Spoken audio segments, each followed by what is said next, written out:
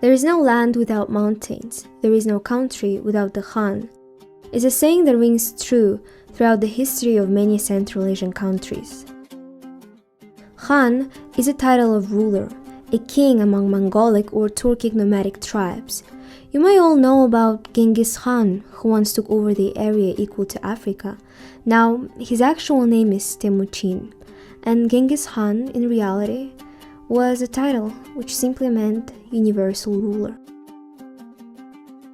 This video is about a distant descendant of the most famous conqueror in history, the last Kazakh Khan to ever exist, Kenyassara. In order to understand his tragic downfall, we need to get some basic facts. The backstory and political situation of that time. In 17th century, Russia begins to occupy Kazakh Khanate. In 1822 and 1824, the empire carries out reforms and removes the Khans from power, essentially saying, you don't have a ruler. This led up to a uprising of Kasimovs. The leaders were father and the brother of Kenyassara, Qasım Sultan, and his son Sarjan. Kenyassara himself also actively participated in the uprising. However, it was violently suppressed by Russia. Sarjan and Qasım Sultan had to retreat to Senior Rus, one of the main territorial divisions of Kazakh Khanate, which consisted of Junior, Middle, and Senior Rus. Fun fact, till this day, Kazakhs know which tribe and bloodline out of these Ruzes they belong to. But that's off the point. At that time, unfortunately, Senior Rus was under the Kohan Khanate, and by the order of the ruler, his brother was killed. This tragic event for a 20-year-old Kenyassara will have a profound mark in his life. 15 years pass, and Russia collects taxes from two Ruzes. Kazakh villages are robbed and have hard time surviving, with the Russian Empire pressing from the north and Kohan from the south. Needless to say, times were difficult. That's when Kenyassara Khan, already an experienced warrior and a leader, sets on his goal on the independence of Kazakhs. He starts by writing letters to the Russian Tsar and governors so that they would stop building fortifications on Kazakh territory and negotiate on freedom. However, letters were ignored. Thus, the fearless movement begins. Kenyassara sends letter about rebelling against Russian Empire to everyone, and the rumors about uproar quickly spread across the steppe. Not only Kazakhs, but also Bashkirs, Uzbeks, and even Russians joined the arising movement. Everyone who was against the regime joins. However, even with this range of support, there were some Kazakhs who stood against Kenyassara. Among them were wealthy Kazakhs who had connections with Russia and collected taxes from regular villagers.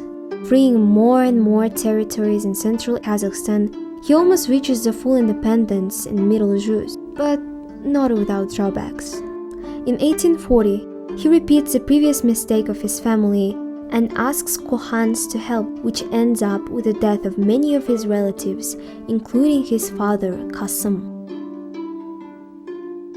Wisely realizing that he cannot fight on two fronts, he makes an alliance with Orenburg by complaining about West Siberia, with whom Orenburg had an unstable relations, and pledges loyalty. Together, they form military alliance with Bukhara Khanate and in 1941 declare war against Kohans. Everything was going well and would have a greatest ending if in 1943 the governor of Orenburg wouldn't resign.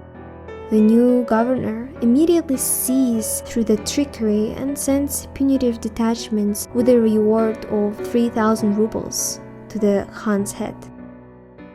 Despite the odds, Kenyassara fought off attacks from three fronts and continues to gain influence.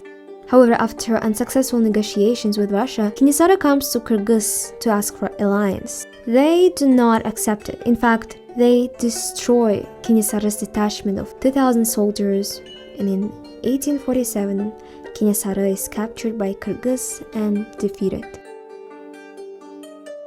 They gave his head as a present to the governor of Western Siberia.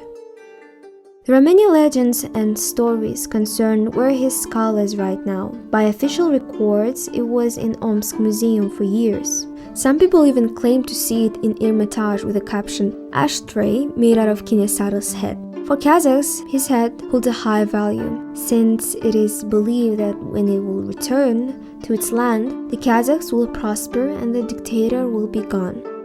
Until this day, Kazakh authorities and even the president have asked Russia to return the head, which is now many think kept and hidden in Moscow museums. Each time they promised to try to find it, but years have passed, and the last Han still hadn't been returned to his homeland.